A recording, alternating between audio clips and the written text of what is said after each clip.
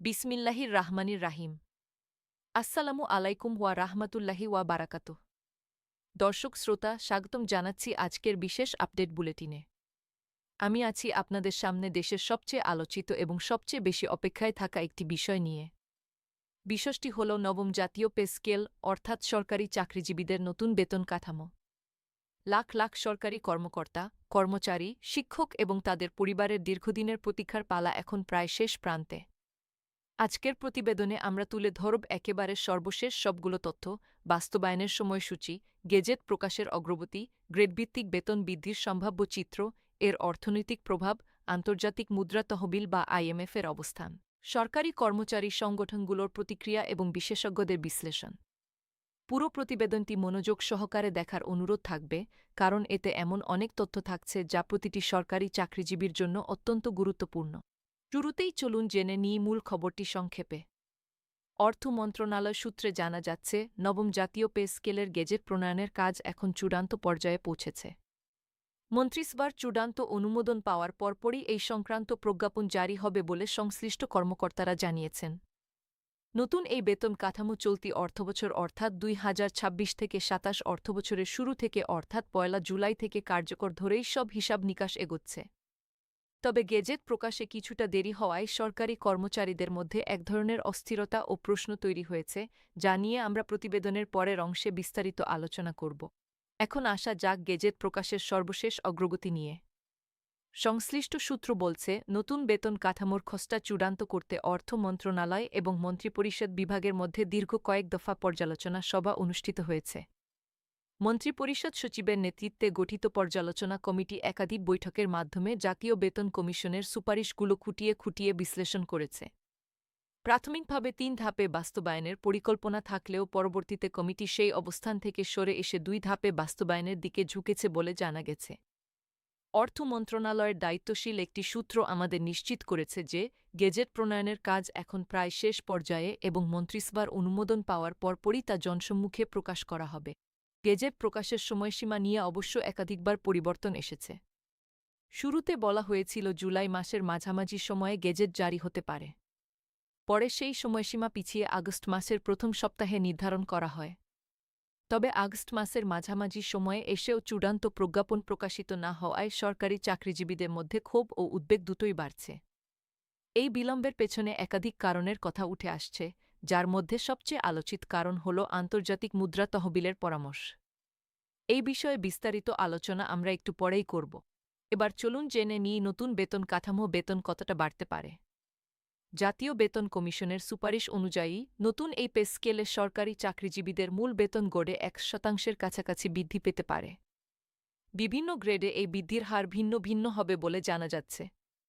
নিম্ন গ্রেডের কর্মচারীদের ক্ষেত্রে শতকরা হারে বৃদ্ধি তুলনামূলক বেশি রাখার প্রস্তাব করা হয়েছে, যাতে দ্রব্যমূল্যের মধ্যগতির সঙ্গে তাল মিলিয়ে তাদের জীবনযাত্রার মান কিছুটা হলেও স্বস্তিদায়ক পর্যায়ে আনা যায়। বর্তমানে সর্বনিম্ন গ্রেডে অর্থাৎ ২০তম গ্রেডে মূল বেতন যেখানে ২০,০০০ টাকার কাছাকাছি, বর্তমান বাজারদর ও জীবনযাত্রার ব্যয় বিবেচনায় এই অঙ্ক এখন আর যথেষ্ট বলে মনে করছেন না সংশ্লিষ্টরা। তাই কমিশনের সুপারিশের সর্বনিম্ন এই বেতন উল্লেখযোগ্য হারে বাড়ানোর প্রস্তাব রয়েছে। উচ্চপদস্থ কর্মকর্তাদের ক্ষেত্রেও বেতন কাঠামো সংশোধন আনার সুপারিশ করা হয়েছে, তবে সেখানে বৃদ্ধির হার নিম্ন গ্রেডের তুলনায় কিছুটা কম রাখার প্রস্তাব রয়েছে। এর মূল লক্ষ্য হল বেতন বৈষম্য কিছুটা কমিয়ে আনা এবং সামগ্রিক বেতন কাঠামোকে আরও ভারসাম্যপূর্ণ করা। পাশাপাশি বিভিন্ন ভাতা, যেমন বাড়ি ভাড়া ভাতা, চিকিৎসা ভাতা, যাতায়াত ভাতা এবং উৎসব ভাতার ক্ষেত্রেও নতুন করে হার নির্ধারণের সুপারিশ করা হয়েছে বলে সংশ্লিষ্ট সূত্র জানিয়েছে। এমপিওভুক্ত শিক্ষক এবং কর্মচারীদের জন্যও পৃথকভাবে বেতন কাঠামো সমন্বয়ের সুপারিশ রয়েছে, যা নিয়ে শিক্ষক সমাজের মধ্যেও প্রত্যাশা তৈরি হয়েছে। এখন আসা যাক এই বেতন কাঠামো বাস্তবায়নের অর্থনৈতিক দিক নিয়ে। নতুন পে স্কেল পূর্ণাঙ্গভাবে বাস্তবায়ন করতে হলে সরকারের বার্ষিক অতিরিক্ত ব্যয় উল্লেখযোগ্য পরিমাণে বাড়বে বলে অর্থনীতিবিদেরা মনে করছেন। প্রাথমিক হিসাব অনুযায়ী এই অতিরিক্ত ব্যয়ের পরিমাণ বছরে প্রায় ৭০ থেকে ৮০,০০০ কোটি টাকার কাছাকাছি হতে পারে। এই বিশাল অঙ্কের অর্থ জোগাড় করাটাই এখন সরকারের জন্য সবচেয়ে বড় চ্যালেঞ্জ হয়ে দাঁড়িয়েছে। চলতি অর্থবছরের সংশোধিত বাজেটে ইতিমধ্যে পরিচালন ব্যয় খাতে বাড়তি বরাদ্দ রাখা হয়েছে বলে অর্থ মন্ত্রণালয় সূত্রে জানা গেছে। আগামী অর্থবছরের বাজেটেও নতুন পে স্কেল বাস্তবায়নের জন্য বিশেষ বরাদ্দ রাখার পরিকল্পনা রয়েছে, যার পরিমাণ ২৫ থেকে ৩৫,০০০ কোটি টাকার মধ্যে থাকতে পারে বলে প্রাথমিক ধারণা পাওয়া যাচ্ছে। তবে এখানেই সবচেয়ে স্পর্শকাতর প্রসঙ্গটি এসে যায়। বাংলাদেশের সামগ্রিক অর্থনৈতিক পরিস্থিতি, বিশেষ করে রাজস্ব আদায়ের গতি এবং সরকারি ঋণের বোঝা বিবেচনায় নিয়ে আন্তর্জাতিক মুদ্রা তহবিল এই বিষয়ে সরাসরি মতামত দিয়েছে। অর্থ বিভাগের একটি সূত্র জানিয়েছে, আন্তর্জাতিক মুদ্রা তহবিল নতুন পে স্কেলের পূর্ণাঙ্গ বাস্তবায়ন অন্তত ২ বছর পিছিয়ে দেওয়ার পরামর্শ দিয়েছে।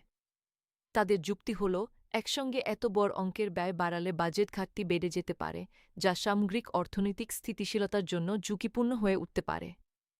এই পরামর্শের কারণেই মূলত সরকার নতুন করে বিষয়টি পর্যালোচনা করতে বাধ্য হয়েছে এবং এর ফলে গেজেট প্রকাশে বিলম্ব ঘটছে বলে ধারণা করা হচ্ছে। তবে অর্থ মন্ত্রণালয়ের পক্ষ থেকে বারবার আশ্বস্ত করা হয়েছে যে নির্ধারিত সময়সূচি অনুযায়ী নতুন পে স্কেল বাস্তবায়ন হবে এবং তা ১ জুলাই থেকে কার্যকর ধরা হবে, এমনকি গেজেট প্রকাশে কিছুটা দেরি হলেও। সংসদে বাজেট বক্তৃতায় অর্থ মন্ত্রণালয়ের দায়িত্বে থাকা কর্মকর্তা স্পষ্টভাবে জানিয়েছেন, ধাপে ধাপে হলেও নতুন বেতন কাঠামো কার্যকর করা হবে। এর ফলে সরকারি চাকরিজীবীদের মধ্যে একটি আশাবাদী পরিবেশও তৈরি হয়েছে, যদিও নির্দিষ্ট সময়সূচি নিয়ে অনিশ্চয়তা এখনও পুরোপুরি কাটেনি। এবার চলুন জেনে নিই সরকারি কর্মচারী সংগঠনগুলোর প্রতিক্রিয়া কী। বিভিন্ন সরকারি কর্মচারী সংগঠন এবং কর্মকর্তা পরিষদ ইতিমধ্যে তাদের অবস্থান স্পষ্ট করেছে। সাম্প্রতিক এক অনুষ্ঠানে একটি কর্মকর্তা সংগঠনের নবনির্বাচিত সভাপতি স্পষ্ট ভাষায় জানিয়েছেন, আগস্ট মাসের মধ্যে গেজেট প্রকাশ না হলে সংগঠনটি পরবর্তী কর্মসূচি ঘোষণা করবে।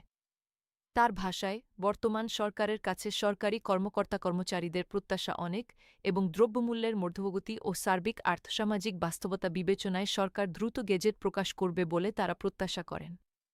তবে নির্ধারিত সময়ের মধ্যে তা না হলে কঠোর কর্মসূচির ইঙ্গিতও দিয়েছেন তিনি।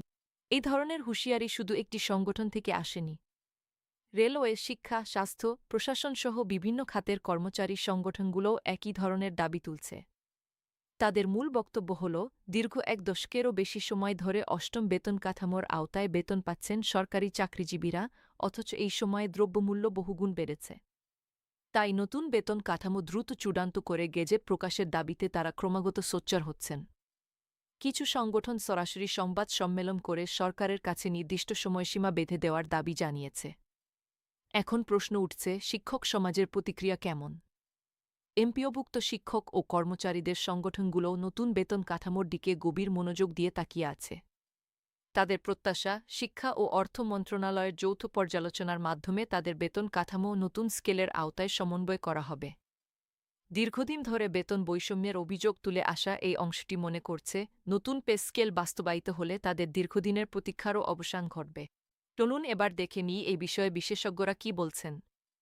অর্থনীতিবিদদের একটি অংশ মনে করছেন, নতুন পে স্কেল বাস্তবায়ন সময়ের দাবি এবং এটি বিলম্বিত করলে সরকারি প্রশাসনের কর্মদক্ষতা ও মনোবলের উপর নেতিবাচক প্রভাব পড়তে পারে।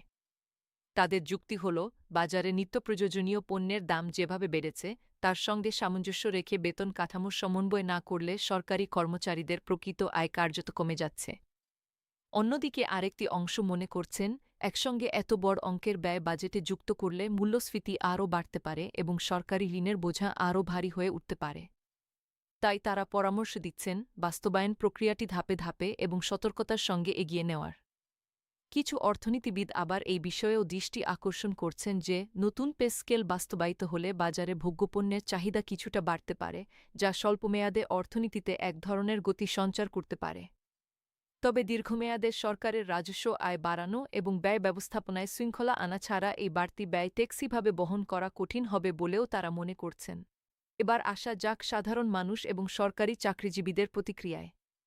বিভিন্ন সরকারি অফিসে কর্মরত কর্মকর্তা-কর্মচারীদের সঙ্গে কথা বললে উঠে আসছে মিশ্র প্রতিক্রিয়া। একদিকে নতুন বেতন কাঠামো নিয়ে আশাবাদ রয়েছে, অন্যদিকে বারবার সময়সীমা পিছিয়ে যাওয়ায় অনেকের মধ্যেই এক ধরনের হতাশাও কাজ করছে। বিশেষ করে নিম্ন গ্রেডের কর্মচারীরা বলছেন, বর্তমান বেতনে সংসার চালানো ক্রমেই কঠিন হয়ে উঠছে, তাই তারা দ্রুত গেজেট প্রকাশের অপেক্ষায় আছেন। অন্যদিকে অবসরপ্রাপ্ত সরকারি কর্মচারীরাও নতুন পেনশন কাঠামো নিয়ে আগ্রহ প্রকাশ করছেন, কারণ পে স্কেল সংশোধিত হলে পেনশনের হারও সেই অনুযায়ী পুনর্নির্ধারিত হওয়ার সম্ভাবনা রয়েছে। এখন চলুন সংক্ষেপে জেনে নিই বাস্তবায়ন প্রক্রিয়ার ধাপগুলো ঠিক কেমন হতে পারে। সংশ্লিষ্ট সূত্র অনুযায়ী প্রথম ধাপে মূল বেতনের একটি অংশ কার্যকর করা হতে পারে এবং দ্বিতীয় ধাপে বাকি অংশ পর্যায়ক্রমে যুক্ত করা হবে। এর মূল উদ্দেশ্য হল একসঙ্গে সরকারি কোষাগারের উপর বিশাল চাপ না ফেলে ধীরে ধীরে সমন্বয় ঘটানো। তবে চূড়ান্ত গেজেটে ঠিক কী পদ্ধতিতে এই ধাপগুলো নির্ধারিত হবে তা নিয়ে এখনও স্পষ্ট কোনো ঘোষণা আসেনি। আমরা যত দ্রুত সম্ভব এই বিষয়ে আপডেট তথ্য আপনাদের জানানোর চেষ্টা করব।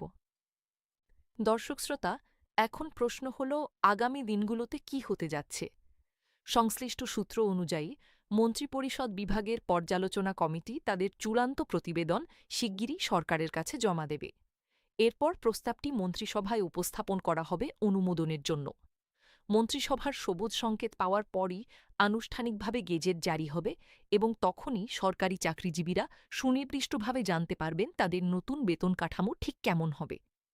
তবে আন্তর্জাতিক মুদ্রা তহবিলের পরামর্শ কতটা বিবেচনায় নেওয়া হবে নাকি সরকার নির্ধারিত সময়সূচি মেনেই এগিয়ে যাবে তা এখনও নিশ্চিত নয়। এই বিষয়ে যে কোনো নতুন তথ্য আমরা আপনাদের কাছে অবিলম্বে পৌঁছে দেব। সব মিলিয়ে বলা যায়, নবম জাতীয় পে স্কেল এখন দেশের অন্যতম আলোচিত এবং সংবেদনশীল একটি প্রশাসনিক ও অর্থনৈতিক ইস্যু। একদিকে রয়েছে লাখ লাখ সরকারি চাকরিজীবীর ন্যায্য প্রত্যাশা, অন্যদিকে রয়েছে সরকারের আর্থিক সক্ষমতা ও আন্তর্জাতিক প্রতিশ্রুতির বাস্তবতা। এই দুইয়ের মধ্যে ভারসাম্য রেখে সরকার কিভাবে সিদ্ধান্ত নেয় সেটাই এখন দেখার বিষয়। আমরা আশা করছি আগামী কিছুদিনের মধ্যেই এই বিষয়ে একটি চূড়ান্ত ও স্পষ্ট ঘোষণা আসবে, যা কোটি কোটি সরকারি চাকরিজীবী ও তাদের পরিবারের জন্য স্বস্তির খবর বয়ে আনবে। দর্শক শ্রোতা, আজকের প্রতিবেদন এই পর্যন্তই। নতুন পে স্কেল সংক্রান্ত যে কোনো নতুন তথ্য ও আপডেট নিয়ে আমরা দ্রুততম সময়ে আপনাদের সামনে ফিরে আসব। প্রতিবেদনটি সম্পূর্ণ মনোযোগ দিয়ে দেখার জন্য আপনাদের ধন্যবাদ। সঙ্গে থাকুন, সচেতন থাকুন এবং সর্বশেষ আপডেট পেতে আমাদের সঙ্গেই থাকুন। আল্লাহ হাফিজ। আসসালামু আলাইকুম ওয়া রাহমাতুল্লাহি ওয়া বারাকাতুহু।